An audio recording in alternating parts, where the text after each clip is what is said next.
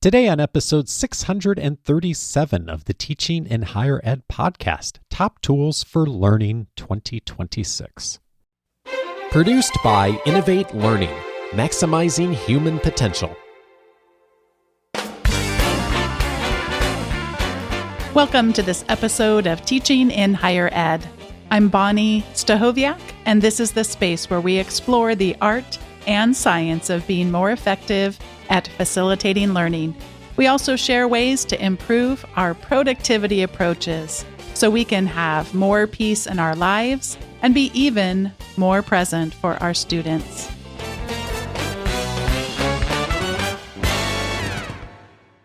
Welcome to Teaching in Higher Ed. I'm Dave Stachowiak, Bonnie's partner and host of my own podcast, Coaching for Leaders, and I'm sitting on the other side of the microphone today just to join in and say hello. And we have a fun topic today on top tools for learning that Bonnie has been tackling for a number of years in various formats, both here on the podcast and on your blog. Hello. First of all, hello to your own podcast. Welcome to your own show. Why, thank you, Dave. I'm so glad that we get to talk about this today because we're both going to get to geek out. It's not just going to be me, even though I wrote the blog post. You're, as you can well tell throughout this whole conversation, we could have a lot to say, but we are going to try to behave ourselves a bit. We are going to try to behave ourselves, and there are a whole bunch of tools here that I use myself, which I'm guessing is one of the reasons I have shown up as a guest and been invited, because it's very relevant to the tools you and I both use, and I know that a number of people listening will have interest in a number of these tools as well, and some will be familiar and some will not, so that's going to be a ton of fun.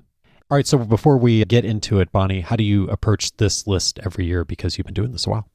I have been doing it for a while, and frequent listeners to Teaching in Higher Ed will know that I am a huge freak about streaks, and I have broke my streak before. I've missed a year or two, but most years I've written them up. And one of the things I always do is make my top 10 without looking at the prior year's list. And I did that this year, and sometimes things carry over and sometimes they don't. So I always write the top 10 without looking. And then I also consider how the list fits into my personal knowledge mastery framework. And I draw that framework from Harold Jarkey's work, where he describes personal knowledge mastery as us going and seeking out trusted information, making sense of that information, and then sharing it, or at least having it be shareable. And that's a part of our sense-making process. And so Dave and I are going to be breaking our list up into seek, sense, and share. And we're going to begin with tools that I use and Dave uses for seeking.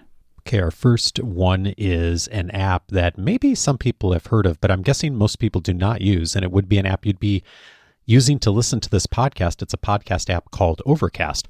The three most popular podcast apps are Apple Podcasts, Spotify, and a lot of people listen on YouTube these days because YouTube supports audio podcasts. But we both use another app that's less well-known, but we both prefer it. It's called Overcast. It is on iPhone only, so if you're an Android person, this won't be applicable to you.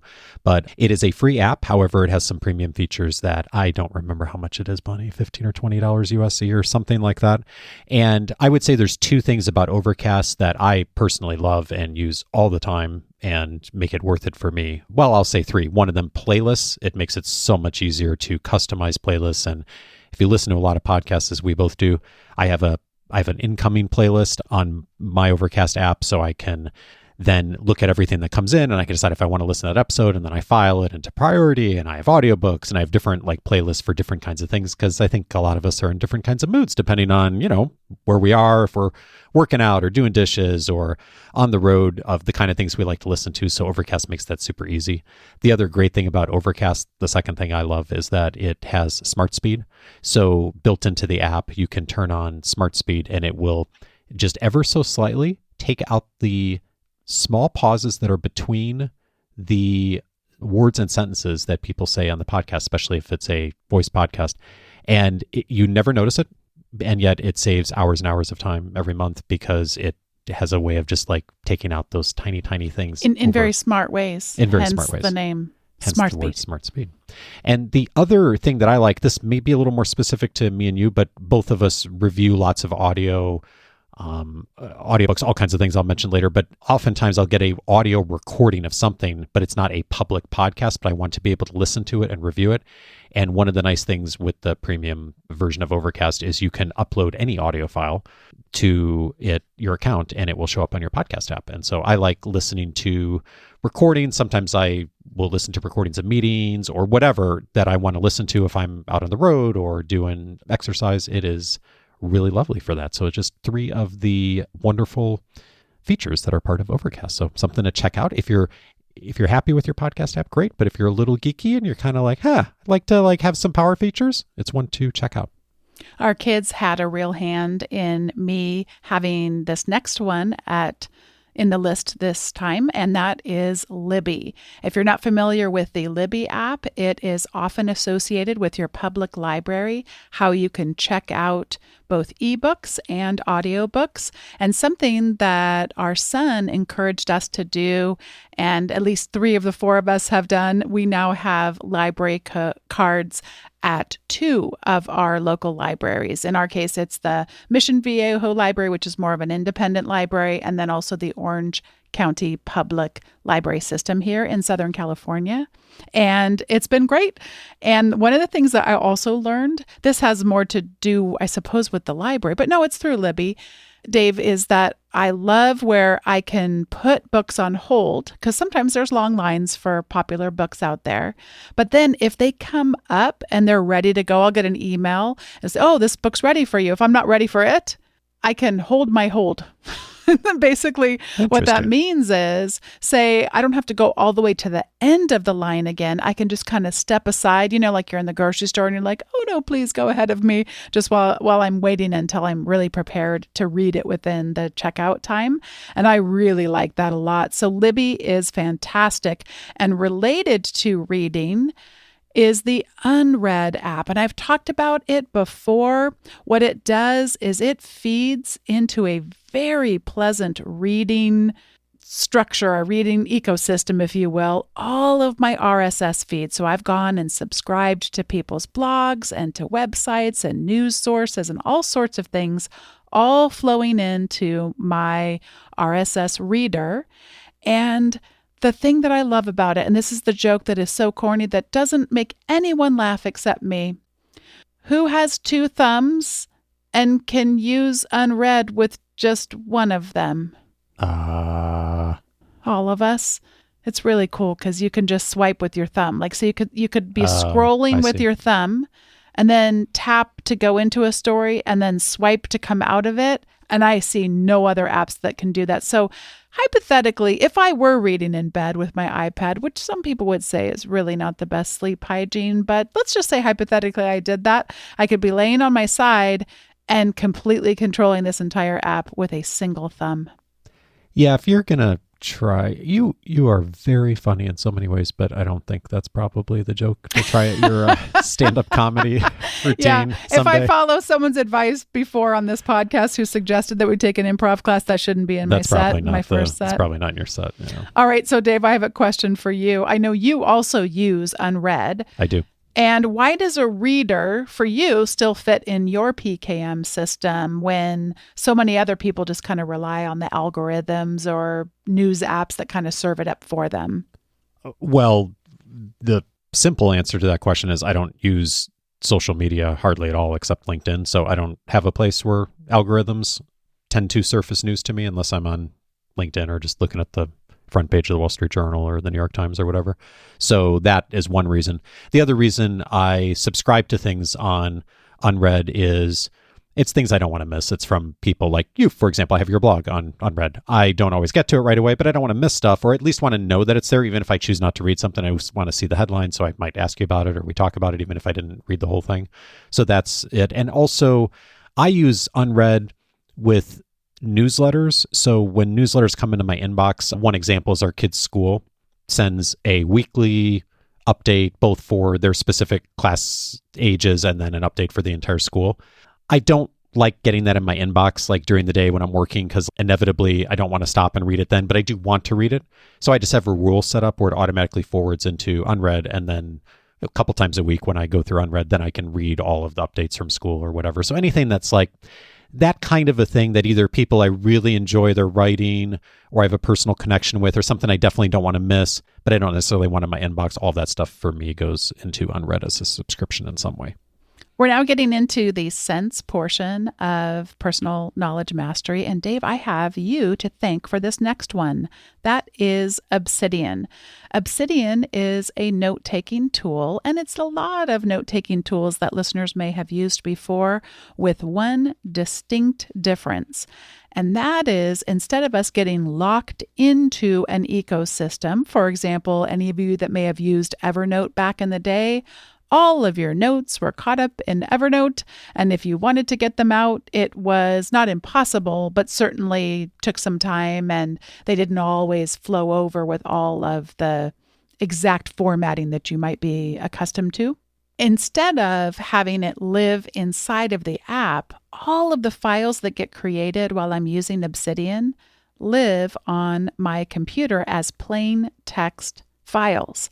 And that way, it's essentially like opening up a window to be able to view the notes, but not having them be stored inside of that app. It's just a view into these plain text notes.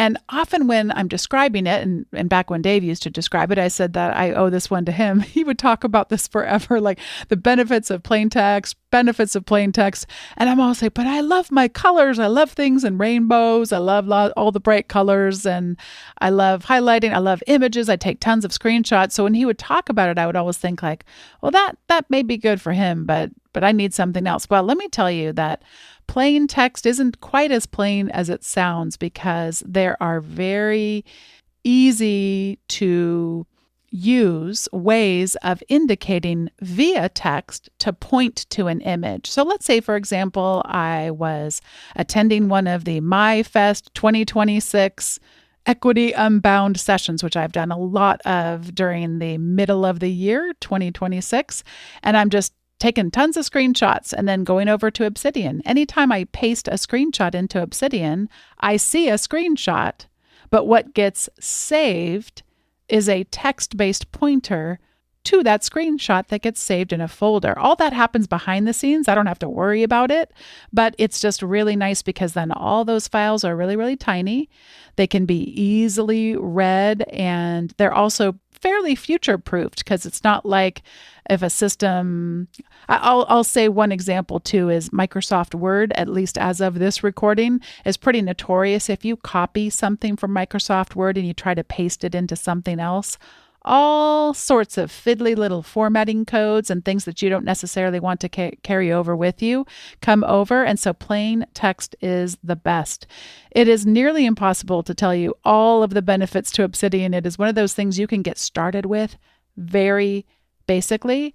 And then the more you learn, the more you know, and the more you can use it, and you can totally geek out. And then you can be like me on YouTube and have almost every video that gets served up to you be about creating a second brain in Obsidian and really geek out on it. But you don't have to. You can start real small and grow into it if you choose. Sounds like a public service announcement. The more you learn, the more you know. The more you know, the more you learn. Something like that. Whatever you said. Yeah. Yep. Okay. Our next one is Raindrop, and we're both fans of this next selection. Raindrop is a service that allows you to save your bookmarks from the web into a nice library database, basically. And you can set up an account. And this one, I don't recall if there's a free version. I know we pay some small amount a year. It's $20 or $30. It's not a significant expense, but it is. The reason we do is because we use it a lot. And not only do we, at least I use it for myself personally, anything I find on the web that I want to bookmark, come back to, have database somewhere.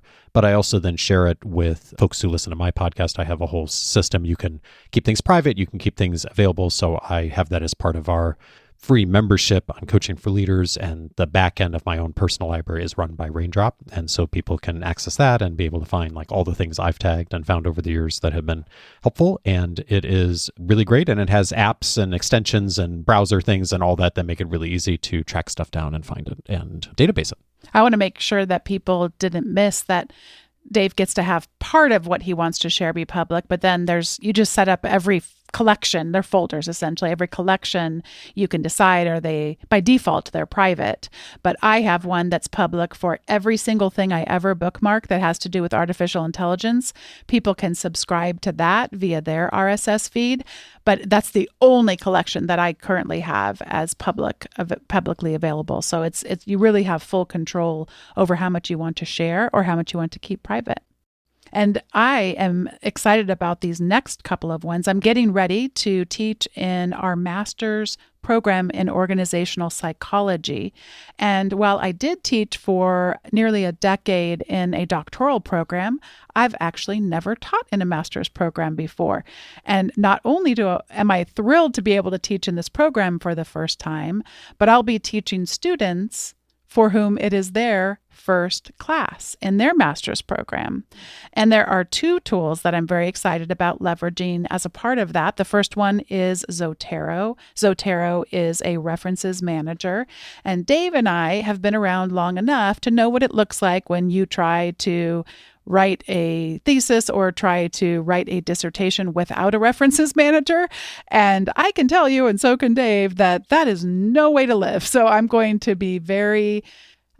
challenge the students and also give them high support and high challenge to say, we're not coming out of this class without us being really, really well versed in using Zotero. And I've just been flooded with ideas of how to do that in a fun way, because the other job that I have in this class that is just, I feel like, if you're going to start a program and you're teaching in that program, it's really, really important to do is just spark their curiosity. So as I'm having us go through every week all these different activities to spark our creativity, then it'll be, oh, okay, grab that reference, grab that source, so they can just become real fluent and it's just as natural as could be. And then the second one is Zoom. So it is a online synchronous course, and in 2026, I completed Saeed Saduk's virtual facilitation masterclass, and what a blast. He is an incredible online facilitator. And among many things that I learned was OBS, which is open source software that allows me, David cracks me up. It's kind of like I'm able to be kind of a video studio person. I also have a Stream Deck, which has buttons all over it. And so I can just push buttons and it's like I'm in a TV studio. And all of a sudden I'm sharing my screen and I look like one of those late night talk show hosts with my slide deck off to the side. So students can still see me, but they also could see the slides. But if they really need to see the slides and I want it to fill the whole screen, I just push another button and all of a sudden it's filling the whole screen. And if it's a break time, I have another button I can push and it's got a countdown timer. And one of the things that Saeed recommended was he likes to leave his camera on but turn his sound off so that students can still tell that he's there, because otherwise he feels a little bit like a creeper. I'm not sure that's the word that he used, but just like if you're actually there, he likes students to know that he is there, but it's break, whatever. So anyway, I learned so much, and I'm really excited about using Zoom in an entirely new way than I've used it before, and excited about putting those new skills to use. And then it's not on my list of top 10, but it is in the blog post. I'm also excited about continuing to use Session Lab for the class plans that I have. And Session Lab is just basically helps you keep time on what your agenda is. You can color code things so you can tell whether an activity is, are you doing too much talking? Do you have enough activities built in? Is there enough variety? And you can share those plans in a more narrow way, so you could just do a quick agenda that's color coded too. It's fabulous. So I just wanted to recommend that as kind of a couple of things very near and dear to my heart as it relates to this upcoming teaching that I'll be doing. And now Dave and I are moving into the share portion of PKM. We are both heavy users of these next two selections on the list. One of them is WordPress, both as people who read stuff on the web. WordPress still drives, I don't know what percentage of the internet, but it's some crazy percentage, like 30 or 40%, something like that. It has been for a long time. And it powers both of our websites. It's a great platform for being able to get started, but also to build upon. And there's so many people out there in the WordPress ecosystem that are developers and experts that we have I think, both been extremely happy that we started on that platform years ago when we started, and everything we do is all still hosted and uses WordPress as our backend for our websites. And one of the reasons we're thinking about it is it has, of course, tons of functionality built in, blogging, articles, and all that. Bonnie's been doing a ton of writing this year. And speaking of personal knowledge mastery, that is something you've been writing about a lot. So that is on the Teaching in Higher Ed blog. So you can go up there and find the articles that are recent. And there is a redesign happening right now, actually, of the teachinginhighered.com webpage. And depending when that happens and when this airs, we will see how far along that is. And so at some point, folks are going to see a slightly different version of colors and logo and all that stuff. I was going to say, there's nothing slight about this. Well, it's noticeable, but it's not. It's a little bit of a movement. It's not a departure. It's just different. Well, Dave is saying that because Dave has just seen the colors. The colors are somewhat different, but the entire website by the time people see it, have been burned to the ground and brought back up. So, well, there you go. Yeah. Okay. Well, lots I'm ready. of changes. Yeah. I'm ready. Yep. We have been neck deep in it, and it's exciting for when it comes out. So WordPress, always a good tool if you're looking to start a website or looking for functionality. The other tool that we use a lot of is Kit. Kit is a email service provider that allows us to send out broadcast messages. I think most people know that once you get beyond sending email to 5 or 6 or 10 people, like within your organization, if you have a newsletter or something like that, you should be using an email service provider for all kinds of reasons, deliverability, compliance, all that.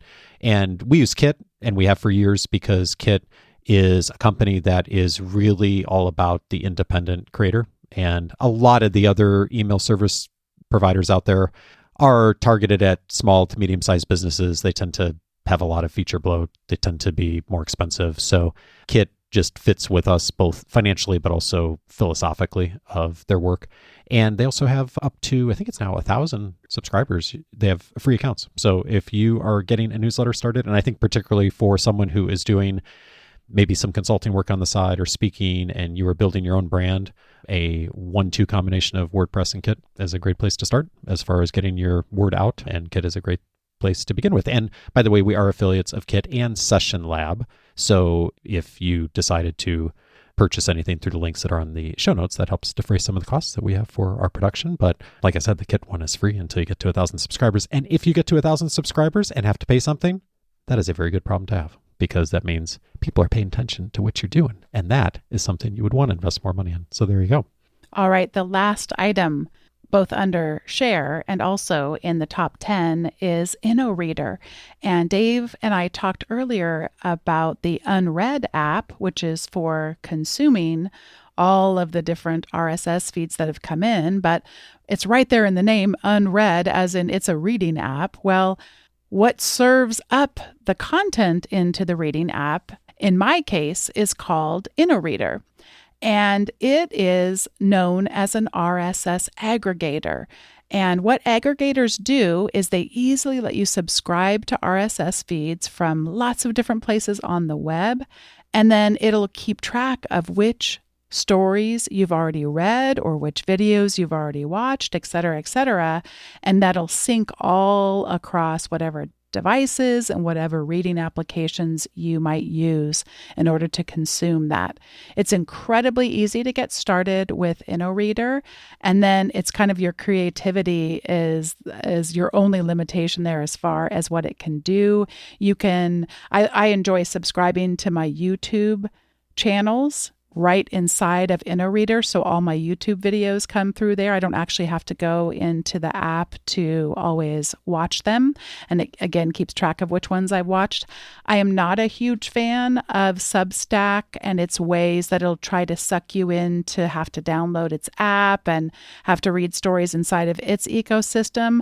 I like a lot more of an open web scenario where we're not locked into different platforms like that. So I use InnoReader to create special email addresses that feed into my feeds. And I have one that's around thinkers, people that I follow that I respect for being good thinkers, or is it digital pedagogy, or as I mentioned earlier, is it AI? And so I can subscribe to the different newsletters using those custom email addresses, and they flow straight into my inner reader. And it makes that just such a lovely thing. I'm just skimming the surface as far as the features. It is an excellent, excellent service. And just like really all the ones I've mentioned, easy to get started with. And then the more you learn, and we're back to that loop again. The more you learn, the more you know, and then you learn more, and then you know more, and you do more. We warned people this was going to be geeky. And when you were talking about your email address for your feed to go into your feed, that's where, it gets pretty geeky. Mm-hmm. Some people we have lost at this point, but the people who are like super geeky are like hanging on to every word now because they're like, ooh, how do I set that up? So go to InnerReader and you could check it out. Yeah. And have some cool options of things you could do with it. Well, when I was preparing with my top 10 votes for the annual Jane Hart's 2026 votes for the top tools for learning, Dave, I discovered something surprising. This is her final year. This is the 20th year and her final year of doing it. Her bio on LinkedIn mentions that she is semi-retired, and there's a wonderful tribute, which I have linked to in the show notes, from someone named Stan Garfield. And if you're not familiar with Jane Hart's work, she's got quite a number of decades as a resource for people in workplace learning and in personal knowledge mastery. And it's worth a look at that post. And here's the invitation to listeners, but it's one of those, the time is ticking. So this episode is set to air on Thursday, August 27th, 2026. And that is the deadline for you to vote in the top 10 tools. So if you happen to listen to this in the morning and you want to spend a little bit of time, you don't have to write a blog post, by the way. You just go fill out the form. It's fairly quick to do. They do ask you to vote for 10, though. That's the limitation so that the voting is more fair otherwise.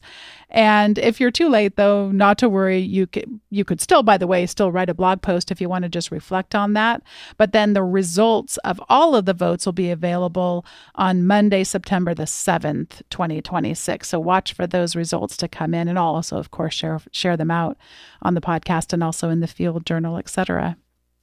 This is the time in the show where we each get to share our recommendations, and I'm going to begin this time. First, I want to recommend a post by someone named Maggie Appleton called A Brief History and Ethos of the Digital Garden. I am fascinated by the idea of a digital garden. I was mentioning earlier in the conversation about the external mind. There's all these different ways of describing our sense-making efforts and how we can go and seek and make sense of and then share information. And this is a wonderful, wonderful essay that has quite an evergreen quality to it and talks about how we might distinguish in our minds between a garden from a blog. A blog would be more chronological, and a garden, as you can imagine, kind of changes over time. Sometimes we need to weed things back, and sometimes we need to plant seeds. It's a wonderful post. It's also very visual, so I would encourage you to go check it out and see that information. And I also just want to suggest following the work of Maggie Appleton. She's a designer, she's an anthropologist, and she makes visual essays about programming, design, and anthropology. I find her fascinating, and she would be a wonderful person to follow if you're interested in personal knowledge management. And of course, we shouldn't end this episode without mentioning Harold Jarkey, who I have learned so much from over more than a decade now about personal knowledge mastery. I use his framework. I had the wonderful privilege of being able to attend his personal knowledge mastery workshop in the tail end of 2025. And I understand he's going to be running his last personal knowledge mastery workshop. He also says he is semi-retired. So this is it. I mean, it's October, I believe, October of 2026. So if you're listening to this before October of 2026, check that opportunity out because I learned a ton and would highly suggest following Harold Jarkey's work. Okay, so I have three recommendations. Speaking of personal knowledge mastery, you have also been writing a lot on it recently and are featured on your own site, of course, under one of the topic areas of personal knowledge mastery or management, whichever one you prefer. You can use both, I guess. So I would recommend a whole bunch of the recent articles you've written, which are on the website. So go to teachandhire.com. You'll find them pretty easily. We'll have them linked in the notes, of course. The second recommendation I have is Sunita Shah. Sunita is the author of a book called Defy: The Power of No in a World That Demands Yes. She recently released a TEDx talk, which is excellent, and she has been on both of our podcasts, Bonnie. And speaking of productivity, one of the ways you become more productive is deciding what you need to say no to, as we all know. And what I really appreciate about her work is that she talks about the science behind that and the research behind defiance in like when you are doing something you really don't want to do, but also just in the everyday stuff of like, how do I say no in a professional, appropriate way? And one of the things that I've learned from her is that it is very much defiance as we think about it. We often think about defiance as a spontaneous thing, and almost never is it spontaneous. It's a process, as you hear throughout history, and she has so many amazing examples that she's researched and looked at in her work. So Sunita Shah, definitely recommended. Her TEDx talk, one of the episodes, we'll link to them, or her book, whichever one is. Or the episode on teaching in higher ed, or the episode on coaching for leaders. You can tell we're huge fans of her work. You could go wherever you want and track her down. And then the final one, this is, again, a little bit geeky, but I think it probably speaks to a problem that others have had. We've had this problem in our family. We have the very good problem of our kids getting older and doing more things, and which is really fun. And our son now is 14 years old and our daughter's 12. And especially he has gotten into audiobooks in the last couple of years in a big way, and reading books on Kindle and all the good things. The not so good things is that Amazon used to have a teen account that you could set up if you had a family or had Amazon Prime. You could set up a teen account, and that has gone away apparently. If you had one and got one before it went away, you have it still, but for new accounts, like if your kid becomes a teenager, I forget if it's 13 or 14, they don't have that anymore. So you and I have Amazon Prime, so we have our Amazon family set up, but you cannot add anyone beyond a couple. So even though we're in the same household as our kids, Bonnie and I both we have our Audible accounts linked and our Amazon accounts linked. So if one of us buys a book, we can share it with each other, and Audible works that way. But unfortunately, it does not work that way with kids. So, which means you are left with one of two options. Either you have your kids log into on their device if they have one, which he has a phone now because he's going into high school. So you could have them log into your Audible account, but that sort of doesn't work because then they're seeing all your notes and your bookmarks, and it's saving the spot where you were reading. It doesn't really work to share accounts like that. Or the other thing is you have to buy the book again. So I did some thinking of how do we work around this? And it turns out there are a couple of interesting pieces of software out there. And one of them is called Open Audible. It's been around for a number of years, and I've been using it now for the last 6 months or so. I think there's a free version. I did end up deciding to pay for this because we've been just using it a bunch and supporting the developer. You hook it up to your Audible account and it downloads audiobooks into Open Audible, and then you can save them as MP3s or M4Bs. I can't remember the other format for audiobooks, but then it is DRM free. It has a way of removing that. And speaking of Overcast earlier, I then take the audio and I can upload it to Overcast. I can upload it to our son's Overcast account, and because he has one too, and then we can all listen to the same audiobook and we can share it within our family. I do want to point out we are not, and no one is sharing things outside of our family. I just sort of think though, if you buy a book, you should be able to share it with your kids without having to buy the book again. So anyway, Open Audible has been a very cool piece of software. It is on all the platforms that has allowed us to do that with audiobooks and share them. And if you're willing to get a little geeky, it is a great way to be able to share books within your family. And so there are other... If you're wanting to get in this world, there's some other apps that do this too. So you could do an AI search and find other things that are comparable. But anyway, something if you are in the same position as us and have teenagers and they like audiobooks, check it out. That's it for today's episode. Today's episode was produced by me, Bonnie Stachowiak. Thanks to Dave for acting as host today, and also to Andrew Kroger for your wonderful editing skills as always. And I want to encourage, if people haven't signed up for the Field Journal, this is your opportunity to head over to teachinginhighered.com/subscribe. And what you'll be able to receive every week is information about the most recent episode, but also, what did I read that last week? What did I try? What did I wonder? What did I note? And it's just a wonderful way for me to share a rather eclectic collection of things, and also invite you to reply to the question of what I wondered. I've been having such a good time interacting with you. Thank you so much for listening, and I'll see you next time on Teaching in Higher Ed.